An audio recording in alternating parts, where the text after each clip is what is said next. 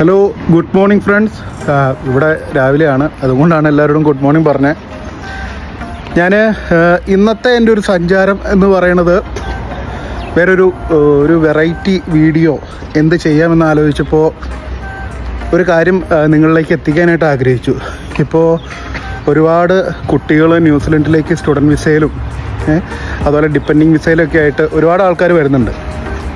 അപ്പോൾ ഈ വരുന്നവർക്കുള്ളൊരു ആശയക്കുഴപ്പം എന്താണെന്ന് വെച്ച് കഴിഞ്ഞാൽ, എങ്ങനെ ഒരു കാർ എടുക്കാം. ഇവിടെ ഒരു കാർ എന്തായാലും വേണം. ഇവിടെ ശരിക്കും 2 കാർ ഉണ്ടെങ്കിൽ മാത്രമാണ് 2 പേർക്കും ജോലിക്ക് പോയിട്ട് ഒന്ന് സെറ്റാവാനായിട്ട് പറ്റുള്ളൂ. അപ്പോൾ നമുക്കൊരു കാറ് മേടിക്കണമെങ്കിൽ അതിൽ എന്തൊക്കെ കടമകൾ നമ്മൾ കടക്കണം, എന്തൊക്കെ കാര്യങ്ങളാണ് നമ്മൾ അറിയേണ്ടത്, എന്തൊക്കെ കാര്യങ്ങളാണ് നമ്മൾ ചെയ്യേണ്ടത്. അപ്പോൾ ഈ കുറേയും ഈ ചോദ്യങ്ങൾ കുറേ ആൾക്കാർക്ക് ഇവിടെ കൺഫ്യൂഷൻ ഉണ്ടാക്കുന്നുണ്ട്. അപ്പോൾ നമുക്ക് എന്തായാലും വന്ന വഴി ഒരു ബ്രാൻഡ് ന്യൂ വണ്ടി എടുക്കാനുള്ളൊരു അവസരം എന്തായാലും നമുക്ക് കിട്ടിയെന്ന് വരില്ല. എടുക്കുന്നവരുണ്ടാവാം. ഒരു കാരണവശാലും നമുക്കങ്ങനെ എനിക്ക് പറ്റിയിട്ടില്ല വന്ന വഴിക്ക് ഒരു ബ്രാൻഡ് ന്യൂ വണ്ടി എടുക്കാനൊക്കെ ആയിട്ട്. അപ്പോൾ ഞാൻ ഇവിടെ കുറേ നമുക്ക് സെക്കൻഡ് ഹാൻഡ് കാറുകളുടെ ഡീലേഴ്സ് ഉണ്ട്. അപ്പോൾ ഇന്ന് ഞാൻ അതിലൊരു കാർ ഡീലർ, അത് വേറെ ആരുമില്ല, എൻ്റെ ചേട്ടൻ്റെ സ്ഥാപനം തന്നെയാണ്. എൻ്റെ സ്വന്തം ചേട്ടൻ്റെ ഒരു ബിസിനസ് പാർട്ട്ണറും കൂടിയിട്ട് ഞങ്ങളുടെ പാമസ്റ്റൺ നോർത്തിൽ അവർക്ക് ഗ്രീൻലാൻഡ് ഓട്ടോസ് എന്ന് പറഞ്ഞൊരു കാർ ഷോപ്പുണ്ട്. അപ്പോൾ ഞാനിപ്പോൾ ആ ഷോപ്പിലാണുള്ളത്. കുറച്ച് കാര്യങ്ങൾ ചോദിച്ചറിയുക എന്നുള്ളതാണ് ഈ വീഡിയോയുടെ ഏറ്റവും വലിയൊരു ഞാൻ കണ്ടെത്തിയേക്കുന്ന കാര്യം. അപ്പോൾ ഇത് നിങ്ങൾക്ക് ഉപകാരപ്പെടുമെങ്കിൽ നിങ്ങളിത് ഷെയർ ചെയ്യുക, ലൈക്ക് ചെയ്യുക. ഓക്കെ, അപ്പോൾ ഞാൻ നേരെ അവരുടെ അടുത്ത് പോയിട്ട് നമുക്ക് എന്തൊക്കെ കാര്യങ്ങളാണെന്ന് ഉള്ള കാര്യം സംസാരിക്കാം.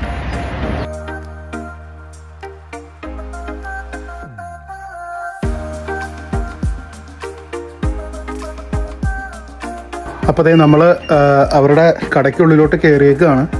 അപ്പോൾ നമുക്ക് കുറച്ച് ചോദ്യങ്ങൾ, അതായത് ഏറ്റവും ഇമ്പോർട്ടൻസ് ആയിട്ടുള്ള കുറച്ച് ചോദ്യങ്ങളാണ് ഞാൻ അവരോട് ചോദിക്കാൻ പോണത്. അപ്പോൾ ആ ഒരു ആൻസർ എന്തായാലും നിങ്ങൾക്കത് ഉപകാരപ്പെടും. ഇപ്പോൾ നിങ്ങൾ ഈ ഒരു സ്ഥാപനത്തിൽ നിന്നും മാത്രം വണ്ടി എടുക്കുക അല്ലെങ്കിൽ പോലും വേറെ ഏതൊരു സ്ഥാപനത്തിൽ നിന്നും എടുത്താലും നിങ്ങൾക്ക് ഈ പറയുന്ന കാര്യങ്ങൾ എന്തായാലും ഉപകാരപ്പെടും. അപ്പോൾ നമുക്ക് അവരായിട്ട് സംസാരിക്കാം.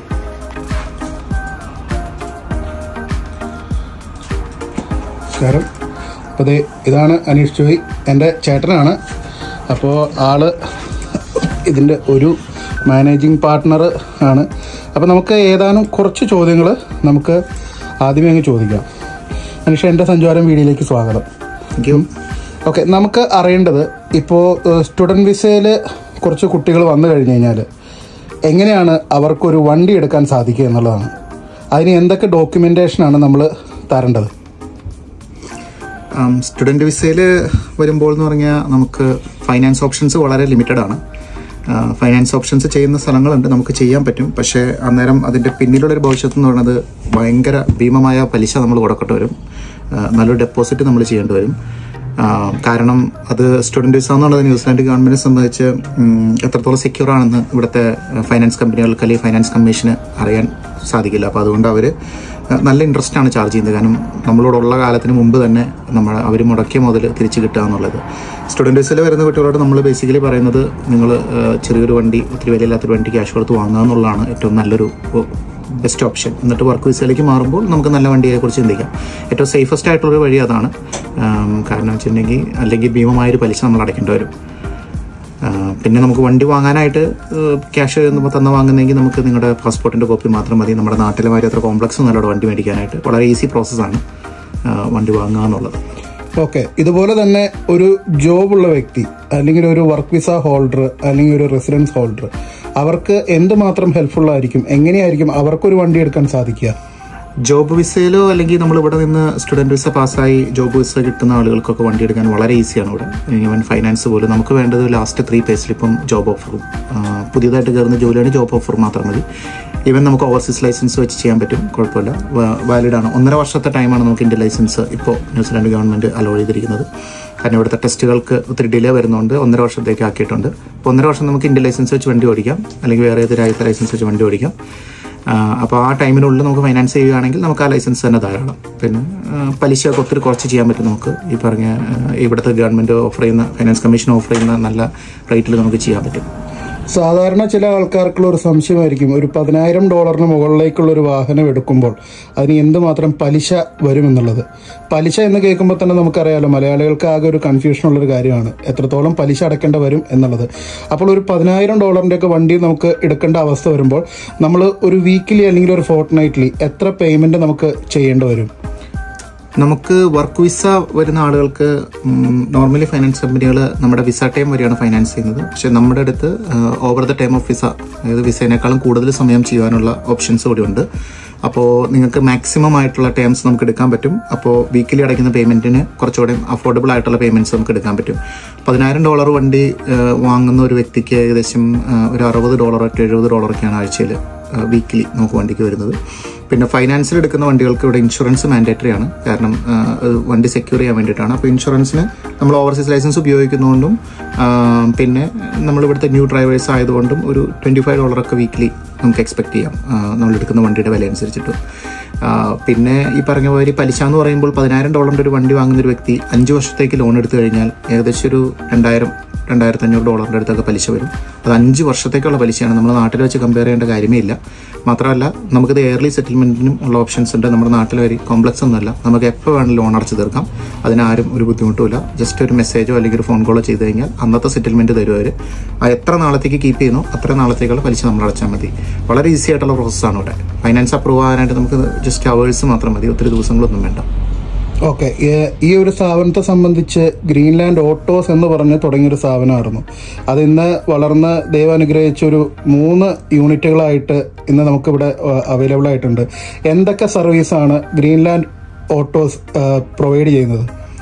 2013 ഞങ്ങൾ ഗ്രീൻലാൻഡ് ഓട്ടോസ് എന്ന് പറഞ്ഞ സ്ഥാപനം സ്റ്റാർട്ട് ചെയ്യുന്നത്. അത് ചെറുകിട ഒരു 2-3 വാഹനത്തിൽ തുടങ്ങിയതാണ് ഞങ്ങൾ. പിന്നെ 2016 കൂടി ഞങ്ങളൊരു ഡീലർഷിപ്പിലേക്ക് മാറുകയും ഗ്രീൻലാൻഡ് ഓട്ടോസ് എന്നുള്ള പേരിലായിരുന്നു ചെയ്തും ആ സമയത്തും പോയിക്കൊണ്ടിരുന്നത്. 3 വർഷം മുമ്പാണ് ഞങ്ങൾ ഓട്ടോ കെയർ എന്നുള്ള സ്ഥാപനം സ്റ്റാർട്ട് ചെയ്യുന്നത്. നമ്മുടെ തന്നെ ഒത്തിരി റിട്ടേൺ കസ്റ്റമേഴ്സും അതുപോലെ തന്നെ ന്യൂസിലൻഡിൽ ഒരു ഏറ്റവും വലിയ പ്രോബ്ലം എന്ന് പറയുന്നത് ഒരു വണ്ടി മേടിച്ചു കഴിഞ്ഞാൽ അത് സമയത്തിന് റിപ്പയർ, ഇപ്പോൾ ഒരു മെക്കാനിക്കൽ ഇഷ്യൂ വന്നു കഴിഞ്ഞാൽ ഒരു സർവീസ് ചെയ്യാനൊക്കെ ആണെങ്കിലും ഒരുപാട് ദിവസങ്ങൾ കാത്തിരിക്കേണ്ടി വരും. ആ ഒരു പ്രശ്നം കൂടി കണക്കിലെടുത്താണ് ഞങ്ങൾ ഒരു വർക്ക്ഷോപ്പ് കൂടി സ്റ്റാർട്ട് ചെയ്തത്. നമ്മുടെ റിട്ടേൺ കസ്റ്റമേഴ്സിന് ഒത്തിരി ഹെൽപ്ഫുള്ളായിരുന്നു അത്. നമ്മുടെ തന്നെ കസ്റ്റമേഴ്സും മെക്കാനിക്കൽ വാറണ്ടി വർക്കുകൾക്കൊന്നും ഒത്തിരി ഡിലേ ഇല്ല, പെട്ടെന്ന് തന്നെ നമുക്ക് പ്രോസസ് ചെയ്ത് തീർക്കാൻ പറ്റും. നമ്മുടെ കൂടെയുള്ള സബിൻ ഒത്തിരി വർഷത്തെ എക്സ്പീരിയൻസ് ഉള്ള മെക്കാനിക്കാണ്. ഗൾഫിലും നാട്ടിലൊക്കെ ആയിട്ട് ഒത്തിരി എക്സ്പീരിയൻസ് ഉള്ള മെക്കാനിക്കാണ്. ഓട്ടോ ഇലക്ട്രീഷ്യൻ കൂടിയാണ്. അപ്പോൾ നമുക്കത് വളരെ ഹെൽപ്ഫുള്ളായിരുന്നു. പിന്നെ ഞങ്ങൾ ഓട്ടോ വാലറ്റ് സ്റ്റാർട്ട് ചെയ്തു. വണ്ടി ഗ്രൂമിങ്, അതായത് ഇവിടെ ഈ ഡേർട്ടും കാര്യങ്ങളൊക്കെ കൂടുതലാണ്. പോളൻ സീസൺ വരുമ്പോൾ വണ്ടിമേ ഡേർട്ടാവും. അപ്പോൾ നമുക്ക് വാലറ്റ് സർവീസ് കൂടി ഉണ്ട്. പിന്നെ ഞങ്ങളിപ്പോൾ 4മതൊരു വെഞ്ചർ തുടങ്ങിയിരിക്കുന്നതെന്ന് പറഞ്ഞാൽ ഗിസ്മോ ലിമിറ്റഡ് എന്ന് പറഞ്ഞിട്ട് നമ്മൾ ഓട്ടോ ആക്സസറീസ് കൊടുക്കുന്ന ഒരു സ്ഥാപനം തുടങ്ങിയിട്ടുണ്ട്. അതായത് car stereos, dash cam, sub woofers, അങ്ങനത്തെ ഒരുപാട് ആക്സസറീസ് ഫിറ്റിംഗ് എല്ലാം ഇവിടെ തന്നെയാണ്. അപ്പോൾ അത് നാഷൻ വൈഡ് ആണ്. പിന്നെ ഇതെല്ലാം കമ്പൈൻ ചെയ്തിട്ട് ഗ്രീൻലാൻഡ് ഓട്ടോ ഗ്രൂപ്പ് എന്നുള്ള പേരിലാണ് ഇപ്പോൾ നമ്മുടെ സ്ഥാപനം അറിയപ്പെടുന്നത്. ഗ്രീൻലാൻഡ് ഓട്ടോ ഗ്രൂപ്പിൻ്റെ അണ്ടറിൽ 4 സ്ഥാപനങ്ങൾ വരുന്നുണ്ട് ഇപ്പോൾ. Okay, thank you for the valuable information. നമുക്ക് അടുത്ത ആളെ കാണാം, ബേസിലേട്ടനെ കാണാം. അപ്പോൾ ഇതാണ് നമ്മുടെ ബേസിലേട്ടൻ. ബേസിലേട്ടൻ ഗ്രീൻലാൻഡ് ഓട്ടോസിൻ്റെ അടുത്തൊരു മാനേജിങ് പാർട്ട്ണറാണ്. അപ്പോൾ ബേസിലേട്ടാ, 1-2 ചോദ്യങ്ങളാണ് ഇപ്പോൾ നമുക്ക് മെയിനായിട്ട് ചോദിക്കാനുള്ളത്. ന്യൂസിലൻഡ് എന്ന് പറഞ്ഞ രാജ്യത്തേക്ക് ഏത് രാജ്യങ്ങളിൽ നിന്നുമാണ് നിങ്ങൾ ഗ്രീൻലാൻഡ് ഓട്ടോസ് വണ്ടികൾ ഇമ്പോർട്ട് ചെയ്യണത്? നമ്മുടെ ഗ്രീൻലാൻഡ് ഓട്ടോസിൽ നമ്മൾ പ്രധാനമായിട്ടും ജാപ്പനീസ് വെഹിക്കിൾസ് മാത്രമാണ് ഇമ്പോർട്ട് ചെയ്യുന്നത്. നമുക്ക് സിംഗപ്പൂരിൽ നിന്ന് UK നിന്നൊക്കെ വണ്ടികൾ വരുന്നുണ്ട്. പക്ഷെ നമ്മളത് ചെയ്യാറില്ല. കാരണം ആ രാജ്യങ്ങളിൽ നിന്നുള്ള വണ്ടികളുടെ മാനദണ്ഡങ്ങൾ ഇവിടെ ന്യൂസിലൻഡിൽ ഇമ്പോർട്ട് ചെയ്യുമ്പോൾ മാനദണ്ഡങ്ങൾ വളരെ ലിബറൽ ആയതുകൊണ്ട് ഒത്തിരി പ്രശ്നങ്ങൾ ഉണ്ടാവാറുണ്ട്. അപ്പോൾ ജാപ്പനീസ് വെഹിക്കിൾസ് ആണ് കൂടുതലായിട്ട് ഇമ്പോർട്ട് ചെയ്യപ്പെടുന്നത്. നമ്മൾ പ്രധാനമായിട്ട് അത് മാത്രമേ ചെയ്യുന്നുള്ളൂ. ഓക്കെ, എന്തൊക്കെ പ്രവർത്തനങ്ങളാണ് നമുക്കൊരു വണ്ടി ജാപ്പനിൽ നിന്നോ സിംഗപ്പൂരിൽ നിന്നോ ന്യൂസിലൻഡിലേക്ക് വരുമ്പോൾ എന്തൊക്കെ കാര്യങ്ങളാണ് നമ്മൾ ആ വണ്ടിക്ക് വേണ്ടി ആദ്യം ചെയ്യേണ്ടതായിട്ടുള്ളത്? പ്രധാനമായിട്ടും ജാപ്പനീസ് വെഹിക്കിൾസ് എല്ലാം തന്നെ ന്യൂസിലാൻഡ് ഗവൺമെന്റിന്റെ ഒരു സ്ട്രിക്റ്റ് ഇൻസ്പെക്ഷനിലൂടെ പാസ് ചെയ്ത ശേഷമാണ് ന്യൂസിലൻഡിലേക്ക് വരുന്നത്. അതുകൊണ്ടാണ് അതിന്റെ റിലയബിലിറ്റി കൂടുതലായിട്ടുള്ളത്. അപ്പോൾ അവിടുന്ന് വരുമ്പോൾ തന്നെ ഇതിന്റെ ഓഡോമീറ്റർ വെരിഫൈ ചെയ്യപ്പെടുകയും അതിനുശേഷം വളരെ സ്ട്രിക്റ്റ് ആയിട്ടുള്ള കംപ്ലയൻസ്, വെഹിക്കിൾ ടെസ്റ്റിംഗ് ന്യൂസിലൻഡ് വഴിയുള്ള അല്ലെങ്കിൽ AA വഴിയുള്ള ഇൻസ്പെക്ഷനുകളോട് പാസ് ചെയ്തുമാണ് ഈ വണ്ടികൾ വരുന്നത്. പ്രധാനമായിട്ടും വണ്ടികൾ വാങ്ങുമ്പോൾ നിങ്ങൾ ശ്രദ്ധിക്കേണ്ട കാര്യം, ഈ വണ്ടികളെല്ലാം എന്തെങ്കിലും അപകടത്തിൽപ്പെട്ടിട്ടുള്ള വണ്ടികളാണോ, ഈ വണ്ടികളുടെ കൃത്യമായ സർവീസും കാര്യങ്ങളും ചെയ്തിട്ടുണ്ടോ, അങ്ങനെയുള്ള കാര്യങ്ങളൊക്കെയാണ് പ്രധാനമായിട്ടും ശ്രദ്ധിക്കേണ്ടത്. അത് നല്ലൊരു ഡീലർക്ക് നിങ്ങളെ അതിനകത്ത് ഹെൽപ്പ് ചെയ്യാൻ പറ്റും. ഞങ്ങൾ അങ്ങനെയുള്ള എല്ലാ സർവീസുകളും പ്രൊവൈഡ് ചെയ്യുന്നുണ്ട്. ഓക്കെ, നമ്മൾ വാറന്റ് ഓഫ് ഫിറ്റ്നസ് എന്നൊരു ചെയ്യുന്ന ഒരു ഇതുണ്ടല്ലോ, വാറന്റ് ഓഫ് ഫിറ്റ്നസ്, അതിനെ കുറിച്ച് എന്താണ് ചേട്ടന് പറയാനുള്ളത്? അതായത് നമ്മളിവിടെ ഗ്രീൻലാൻഡ് ഓട്ടോസിൽ സെയിൽ ചെയ്യുന്ന എല്ലാ വാഹനങ്ങളും ഫ്രഷ്ലി ഇമ്പോർട്ടഡ് വെഹിക്കിൾസ് ആണ് ജപ്പാനിൽ നിന്നുള്ള. അപ്പോൾ ആ വണ്ടികൾ വരുമ്പോൾ അതിന്റെ ഇനീഷ്യൽ ഇൻസ്പെക്ഷന്റെ ഒപ്പം 1 വർഷത്തേക്കുള്ള വാറന്റ് ഓഫ് ഫിറ്റ്നസ്, അല്ലെങ്കിൽ WOF എന്നാണ് ഇവിടെ പറയുന്നത്, അതോട് കൂടിയാണ് വരുന്നത്. പിന്നെ ഈ വാങ്ങുന്ന ആളായിരിക്കും ന്യൂസിലാൻഡിലെ ഫസ്റ്റ് ഓണർ. നമ്മൾ അതിനു മുമ്പ് ന്യൂസിലാൻഡിൽ ആ വണ്ടിക്ക് ഓണർഷിപ്പ് ഇല്ല. അപ്പൊ അതിന്റെ എല്ലാ പേപ്പർ വർക്കുകൾ, ഇൻഷുറൻസ്, മെക്കാനിക്കൽ വാറന്റികൾ, സർവീസ്, അങ്ങനെയുള്ള എല്ലാ കാര്യങ്ങളും നമ്മൾ പ്രൊവൈഡ് ചെയ്യും. പ്രധാനമായിട്ടും ഈ ജപ്പാനിൽ നിന്ന് വരുന്ന വാഹനങ്ങൾക്ക് പ്രധാനമായിട്ട് ആളുകൾ ഫേസ് ചെയ്യുന്ന ഒരു പ്രോബ്ലം, ഇതിന്റെ ഹൈബ്രിഡ് വണ്ടികളാണെങ്കിൽ ഹൈബ്രിഡ് ബാറ്ററി ഹെൽത്ത് എങ്ങനെയാണ്, അങ്ങനെയുള്ള കൺസേൺ ഒക്കെ എല്ലാവർക്കും ഉണ്ട്. പക്ഷെ നമ്മൾ ഇതുവരെ ഹൈബ്രിഡ് ബാറ്ററി ഹെൽത്ത്, അതുപോലെ തന്നെ 12 വോൾട്ട് ബാറ്ററി ഹെൽത്ത്, അങ്ങനെയുള്ള എല്ലാം ചെക്ക് ചെയ്ത ശേഷം ഒരു ഡീറ്റെയിൽഡ് ആയിട്ടുള്ള ഒരു ഇൻസ്പെക്ഷൻ നമുക്ക് സ്വന്തമായിട്ട് മോട്ടോർ ട്രേഡർ അസോസിയേഷൻ അപ്രൂവ്ഡ് ആയിട്ടുള്ള ഒരു വർക്ക്ഷോപ്പ് ഓൺ സൈറ്റ് ഉണ്ട്. അപ്പോൾ ആ വർക്ക്ഷോപ്പിൽ എല്ലാ ഇൻസ്പെക്ഷനും ചെയ്ത ശേഷമാണ് ഈ വാഹനങ്ങൾ സെയിലിന് റെഡിയാക്കുന്നത്. അതുകൊണ്ട് നിങ്ങൾക്ക് ഫുൾ കോൺഫിഡൻസോടുകൂടി നമ്മുടെ കയ്യിൽ നിന്ന് വാഹനങ്ങൾ വാങ്ങിക്കാം. എല്ലാ പേപ്പർ വർക്കുകളും ഇൻഷുറൻസും എല്ലാം നമ്മൾ തന്നെ ചെയ്തു കൊടുക്കും. കസ്റ്റമറായിട്ട് ഒന്നും ചെയ്യേണ്ടതില്ല. വളരെ സിമ്പിളായിട്ട്, വളരെ ഈസി ആയിട്ട് നിങ്ങൾക്ക് ഇവിടുന്ന് ഫൈനാൻസ് ചെയ്ത് വളരെ ക്വാളിറ്റിയുള്ള വാഹനങ്ങൾ വാങ്ങിച്ച് സെയിം ഡേയിൽ തന്നെ നിങ്ങൾക്ക് ഡ്രൈവ് അവേ ചെയ്യാവുന്നതാണ്. ഓക്കെ, ഗ്രീൻലാൻഡ് ഓട്ടോസിൽ നിന്നും വാഹനം എടുക്കുന്ന ഒരു വ്യക്തിക്ക് എന്തൊക്കെ കാര്യങ്ങളാണ് നമുക്ക് പ്രൊവൈഡ് ചെയ്യാൻ പറ്റുന്നത്? പ്രധാനമായിട്ടും വണ്ടിയുടെ ക്വാളിറ്റി തന്നെയാണ്. നമ്മൾ ആക്സിഡന്റ് ഇൻവോൾവ് ആയിട്ടുള്ള ഒരു വാഹനങ്ങൾ ഇമ്പോർട്ട് ചെയ്യാറില്ല. വളരെ നല്ല ഓപ്ഷൻ ഗ്രേഡുകളുള്ള വാഹനങ്ങളാണ് ജപ്പാനിൽ നിന്ന് നമ്മൾ ഇമ്പോർട്ട് ചെയ്യുന്നത്. പിന്നെ ഇവിടെ പ്രധാനമായിട്ട് ആളുകൾ ഫേസ് ചെയ്യുന്ന, പ്രത്യേകിച്ച് ഇംഗ്ലീഷുകാരും നമ്മുടെ മലയാളികളും മറ്റുള്ള രാജ്യക്കാരോടക്കം ഫേസ് ചെയ്യുന്ന ഒരു പ്രോബ്ലമാണ് ഈ ജപ്പാനിൽ നിന്ന് വരുന്ന വാഹനങ്ങൾക്ക് ഒരു 90% വാഹനങ്ങൾക്കും ജാപ്പനീസ് ലാംഗ്വേജിലുള്ള മ്യൂസിക് സിസ്റ്റമാണ്. അത് നമുക്ക് പല ഓപ്ഷൻസും അതിനകത്ത് ഉപയോഗിക്കാൻ പറ്റില്ല. അപ്പൊ നമ്മളിവിടെ നമുക്ക് ഇതിന്റെ തന്നെ ഒരു ഓൺലൈൻ ഷോപ്പ് ഉണ്ട്, ഈ ഓഡിയോ സിസ്റ്റംസിന്റെ തന്നെ. അപ്പൊ നമുക്ക് ഇവിടെ ഇൻസ്റ്റാൾ ചെയ്യാനുള്ള ഓട്ടോ ലിറ്ററേഷൻ ഓൺ സൈറ്റിലുള്ളതുകൊണ്ട് എല്ലാ വാഹനങ്ങളും നിങ്ങൾ വാങ്ങുമ്പോൾ തന്നെ അതിൽ ഫുള്ളി ഇംഗ്ലീഷിലായിട്ടുള്ള music system, Apple CarPlay, Android Auto, Android system, അങ്ങനെ എല്ലാം ഇൻസ്റ്റാൾ ചെയ്താണ്, ക്യാമറ അടക്കം എല്ലാം ചെയ്താണ് നമ്മൾ ചെയ്യുന്നത്. അത് കൂടാതെ നമുക്ക് എല്ലാ ആക്സസറീസും ഉണ്ട്. നമുക്കിവിടെ അതിന്റെ ഡിസ്പ്ലേ ഉണ്ട്. ആളുകൾക്ക് വരുമ്പോൾ തന്നെ അത് ചൂസ് ചെയ്യും. ഒരു 1-2 മണിക്കൂറിനുള്ളിൽ അത് നമുക്ക് ഇൻസ്റ്റാൾ ചെയ്ത് കൊടുക്കാനും പറ്റും. എല്ലാ സാധനങ്ങളും, അതുപോലെ tow bar, mag wheels, alloy wheels, അതുപോലെ ടയർ, എല്ലാ ബ്രാൻഡിന്റെയും ടയറുകൾ, വീൽ അലൈൻമെന്റ്, അങ്ങനെയുള്ള എല്ലാ കാര്യങ്ങളും നമുക്ക് ഇവിടുന്ന് ചെയ്തു കൊടുക്കാൻ പറ്റും. നമുക്ക് ഓൺ സൈറ്റ് വർക്ക്ഷോപ്പ് ഉള്ളതുകൊണ്ട് അതുകൊണ്ട് മാത്രമാണ് ചീപ്പായിട്ട് നമുക്ക് അങ്ങനെ ചെയ്യാൻ പറ്റുള്ളൂ. അതുകൂടാതെ നമ്മുടെ കയ്യിൽ നിന്ന് വാഹനം വാങ്ങിക്കുന്നവർ ഒരു ക്യാപ്ഡ് ആയിട്ടുള്ള സർവീസ് പാക്കേജ് ഉണ്ട്. അതായത് വരുന്ന 2-3 വർഷത്തേക്ക് അവർക്ക് ഏറ്റവും കുറഞ്ഞ, മാർക്കറ്റിലെ ഏറ്റവും കുറഞ്ഞ കോസ്റ്റിൽ റെഗുലർ ആയിട്ട് അവരുടെ വണ്ടി നമ്മുടെ അടുത്ത് സർവീസ് ചെയ്യാനും വളരെയധികം പൈസ സേവ് ചെയ്യാനും പറ്റും. ഓക്കെ, നമ്മുടെ ന്യൂസിലൻഡിൽ പാമസ്റ്റൺ നോർത്തിലാണ് നമ്മുടെ സ്ഥാപനം ഇരിക്കുന്നത്. ഇപ്പോ സൗത്ത് ഐലൻഡിൽ ക്രൈസ്റ്റ് ചർച്ച്, നെൽസൺ പോലുള്ള സ്ഥലങ്ങളിലേക്ക് ഒരു വ്യക്തിക്ക് നമ്മുടെ വാഹനം കണ്ട് ഇഷ്ടപ്പെട്ടു കഴിഞ്ഞാൽ നമുക്ക് എങ്ങനെ അവർക്കത് ഡെലിവറി ചെയ്യാൻ പറ്റും? ഇവിടെ മിക്കവാറും ആളുകൾ, ഒരു 50% ആളുകളും നമ്മൾ വിൽക്കുന്ന എല്ലാ വാഹനങ്ങളും ഈ പാമസ്റ്റൺ ടൗണിൽ മാത്രമല്ല, നമ്മൾ ഇതിന്റെ സറൗണ്ടിങ് ആയിട്ടുള്ള ഏകദേശം ഒരു 500 കിലോമീറ്റർ ചുറ്റുള്ള സ്ഥലങ്ങളിലേക്ക് വാഹനങ്ങൾ വാങ്ങുകയും സെയിം ഡേയിൽ തന്നെ നമുക്ക് ഓൺ റോഡ് ഡെലിവറി ചെയ്ത് കൊടുക്കാനുള്ള ഓപ്ഷൻസ് ഉണ്ട്. സൗത്ത് ഐലൻഡ് അല്പം ദൂരെ ആയതുകൊണ്ട് നമുക്ക് ബൈ ട്രക്കിന് മാത്രമേ പറ്റുള്ളൂ. വിത്തിൻ 5 വർക്കിംഗ് ഡേയ്സിൽ നമുക്ക് ബൈ ട്രക്ക് വണ്ടി അവിടെ എത്തിക്കാൻ പറ്റും. വളരെ എമർജൻസി ആണെങ്കിൽ ഫോളോവിംഗ് ഡേ തന്നെ നമുക്ക് ഡ്രൈവ് ചെയ്ത് എത്തിക്കാനുള്ള ഓപ്ഷൻസും ഉണ്ട്. അതിന് വളരെ ചുരുങ്ങിയ ചാർജ് മാത്രമേ നമ്മൾ ഈടാക്കുന്നുള്ളൂ. Okay, thank you so much, നല്ലൊരു ഇൻഫർമേഷൻ തന്നതിന്. അപ്പോൾ നമുക്ക് ബാക്കി ആക്സസറീസും കാര്യങ്ങളും ഞാനൊന്ന് കാണിക്കാം. Okay, thank you. When Timbo is in the party, everybody put up their hands. I get a $500,000 for my beats, you get a couple.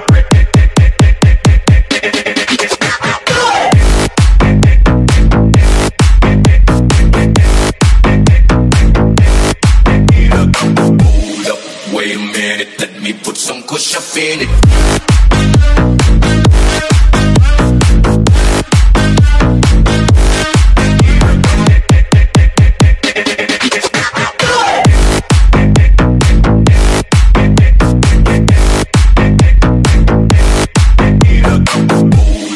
Wait a minute, let me put some kush up in it.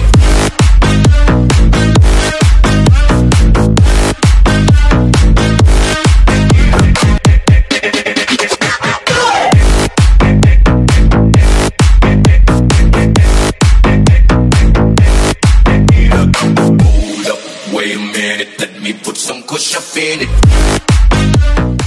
അപ്പോൾ കുറച്ച് importance ആയിട്ടുള്ള ചോദ്യങ്ങളാണ് ഞാൻ ഈ ഒരു വീഡിയോയിൽ ചോദിച്ചിട്ടുള്ളത്. ഇനിയും നിങ്ങൾക്ക് ഏതെങ്കിലും രീതിയിലുള്ള സംശയങ്ങളുണ്ടെങ്കിൽ നിങ്ങൾ എനിക്കത് കമൻ്റായിട്ട് ഇട്ട് തരിക. അപ്പോൾ ഞാൻ ഇവിടെ വന്ന് വീണ്ടും ഇവരോട് തന്നെ അതിനെക്കുറിച്ച് ചോദിച്ച് ക്ലാരിഫൈ ചെയ്തു തരാം. ഇപ്പോൾ ഈ വീഡിയോ നിങ്ങൾക്ക് എന്തായാലും ഇഷ്ടപ്പെടുമെന്ന് ഞാൻ വിശ്വസിക്കുന്നു. ഇഷ്ടപ്പെട്ടു കഴിഞ്ഞാൽ തീർച്ചയായും ലൈക്കും തരിക, ഷെയറും ചെയ്യുക. Thank you so much. അപ്പോൾ എൻ്റെ സഞ്ചാരവുമായി അടുത്തൊരു വീഡിയോയിൽ വീണ്ടും കാണാം.